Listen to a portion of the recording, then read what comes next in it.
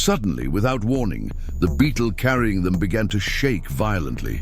Strange, pulsating lights appeared on the horizon, illuminating the road with an intensity that made their eyes burn. Before they could react, the car was pulled upward. The sensation of gravity vanished, replaced by a cold, metallic void. When their eyes adjusted to the new light, they realized they were inside a vast craft whose walls reflected a supernatural glow.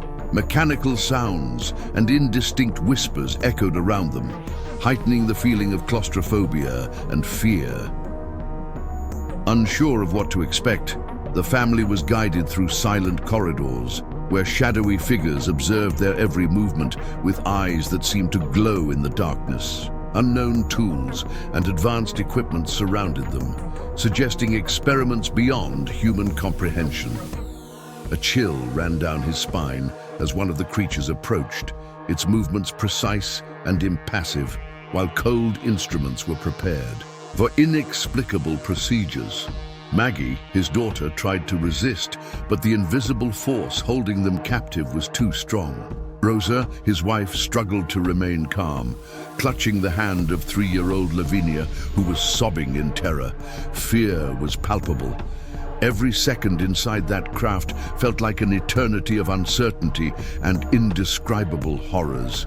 As the lights intensified and the cold became unbearable, the family confronted the unknown, their lives changing forever in that place where human reality was nothing but a distant memory.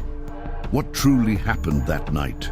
The answers remain shrouded in mystery, leaving us to question the limits of our understanding and the true nature of the universe. Today, you will hear the story of the Caiana family abduction case, the Hitorama case. But before we begin, it's important to note, if you've ever seen something frightening or been through an abduction, don't hesitate to share it in the comments, because I believe your story.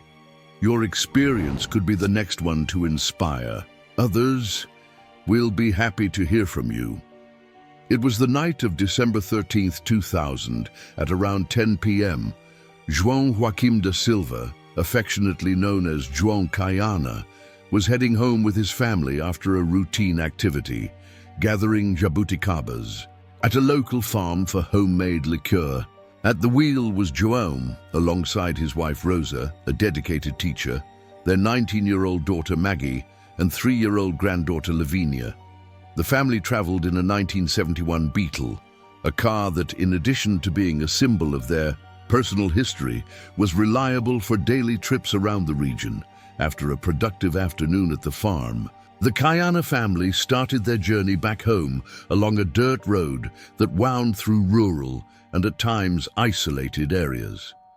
The route was familiar to all of them, but that night, something out of the ordinary was about to disrupt their routine. Maggie, the eldest daughter, had to open a gate so the Beetle could pass through a difficult stretch. After doing so, she got back into the car and the trip continued uneventfully. A few meters ahead, Maggie noticed 2 intense fixed lights on the right side of the road. Initially, the family thought it might be a plane flying overhead, but they quickly realized something was off. The lights did not behave like those of a normal aircraft. They were too steady and had an unusual brilliance, suggesting the presence of some sort of craft. As the Beetle moved forward, the lights grew more intense, and an inexplicable chill descended on the car's interior, making everyone uneasy. Sensing the increased intensity of the lights and the strange cold sensation, João decided to act. He lowered the Beetle's headlights and flashed them twice in an attempt to signal the craft. This gesture, however, produced the opposite effect. The lights grew even brighter, blinding the car's occupants. With his heart racing, João realized something extraordinary was about to happen and, fearing the worst, decided to stop the vehicle. Upon deciding to stop, João told Maggie to roll up the windows immediately to protect the family from whatever was happening. However, Maggie pointed out that the lights had already reached them, making any protection impossible. With the car now stationary, João chose to step outside to investigate. But at that moment, Rosa screamed in fright at the sight of a strange being beside the window. The creature had an unusual appearance, with features that did not resemble any known species on Earth. Still trying to understand the situation, Juon spotted another creature beside the car. Panic overwhelmed him, and as he shut the door in an attempt to maintain control, he tried to shift gears in the Beetle. That was when he felt a powerful shock, as though his strength was being drained from within. Maggie, weakened by the jolt, fainted, leaving Juon even more desperate to keep control of the vehicle. Determined to flee the unfamiliar place, Juon tried once more to maneuver the Beetle, but he noticed the car was lifting off the ground. Seeing the tops of eucalyptus trees quickly pass below indicated they were being hoisted to a considerable height. An intense light enveloped the entire vehicle, creating an almost surreal environment. The family, along with the car, was pulled upward by an invisible force. At the moment the Beetle was lifted, Juon saw a hatch opening in what appeared to be a craft. Several colorful lights flooded the area, and before he could react, he lost consciousness again, taking his entire family into the craft's unknown interior. Juon awoke, feeling an intense cold and profound confusion. He barely understood where he was or what had happened.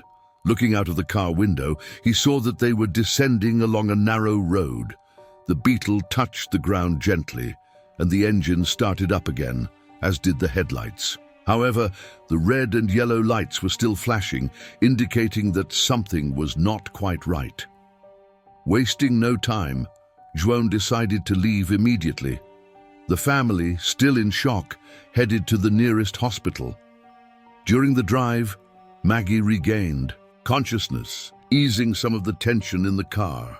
Upon arriving at the hospital, they were greeted by Dr. Luis Carlos Vieira, who was on duty that night.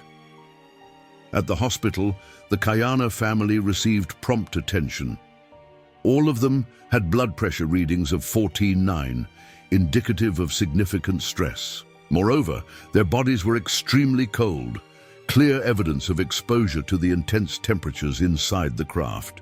Yet despite outward appearances, there were no visible injuries, leaving the doctors perplexed. To better understand what had happened, the family underwent sessions of regressive hypnosis. During these sessions, they were able to recall more details about the events during the abduction. Juon Caiana revealed that the craft in which they were held was a highly technological environment equipped with advanced machinery that seemed beyond human comprehension. The family remained inside the craft for about an hour. During that period, the extraterrestrial beings carried out various interventions. Maggie underwent a type of head surgery, possibly to collect information or conduct some sort of neurological experiment. Rosa had blood drawn from her left leg, raising questions about why it was taken. Lavinia, 3 years old, was offered a murky, unappealing water. The beings insisted she drink it, which caused vomiting once she was placed on a spinning device. Furthermore, they collected samples from her spine and foot. Juon suffered a cut on his abdomen that did not cause immediate pain, yet led to a loss of physical strength, leaving him vulnerable. After Juon's abdomen was cut, Lavinia was taken by a smaller creature to another room, where she was once again forced to drink the dirty water. Juon described the moment as extremely traumatic, with his head feeling as if it had been split in two, an experience that, despite how harrowing it seemed, did not elicit any pain at the time. When they returned, all the family members exhibited physical marks that appeared to be remnants of the interventions performed during the abduction. These marks were documented and photographed, serving as physical evidence of what they had gone through. Curiously, none of them reported feeling pain during the procedures, which adds to the mystery surrounding the being's intentions. The abduction experience left deep scars on the Caiana family. Maggie, traumatized, avoided revisiting the site of the incident, living in constant fear of reliving what had occurred. Rosa, on the other hand, became extremely anxious whenever she accompanied João in anything related to the case, signaling a high level of post-traumatic stress. The disclosure of the Caiana case drew widespread attention in both local and national media. However, instead of receiving support and understanding, the family faced prejudice and even ridicule from certain members of the community. Abduction stories, often met with skepticism, turned the family into a target of hostility. In one particularly painful episode, the family's home was pelted with stones by local residents. This act of violence was inexplicable, as the family was simply sharing their experience in hopes of receiving help and understanding. This event left them even more isolated and helpless, exacerbating the trauma they already carried. Despite the trauma and adversity, João Caiana developed a peculiar interest in extraterrestrial beings and the folklore surrounding abductions. He began studying the subject more deeply, hoping to comprehend the intentions of the beings who had taken them. On numerous occasions, João reported seeing these beings in his own house, suggesting that the experiences they endured left a lasting mark on his perception of reality. While Rosa, Maggie, and Lavinia were less receptive to those visions, they, too, were profoundly affected. The once solid family dynamic experienced strain due to the traumatic events, yet in some ways it also grew stronger, with everyone seeking mutual support to overcome what they had been through. The abduction of the Caiana family remains one of the most intriguing and debated cases in Brazilian ufology. The combination of physical evidence, detailed accounts, and emotional aftereffects experienced by the family presents a complex, multifaceted perspective on the phenomenon of extraterrestrial abductions. Despite everything, João Caiana maintains a respectful view toward the creatures and the folklore that became a part of his life. He believes that although the experience was traumatic, it ultimately led to a positive transformation, broadening his understanding of the universe and the possibility of life beyond Earth. The story of the Caiana family serves as a powerful reminder of the mysteries that still surround our world and of the profound impact that extraordinary events can have on people's everyday lives. For those interested in ufological cases, the Hitorama case remains a reference point, inspiring investigations and discussions about what really happened that fateful December night in 2000. For those who are fascinated by abduction stories and inexplicable phenomena, the account of the Caiana family offers a detailed and moving glimpse into an experience that transcends the ordinary.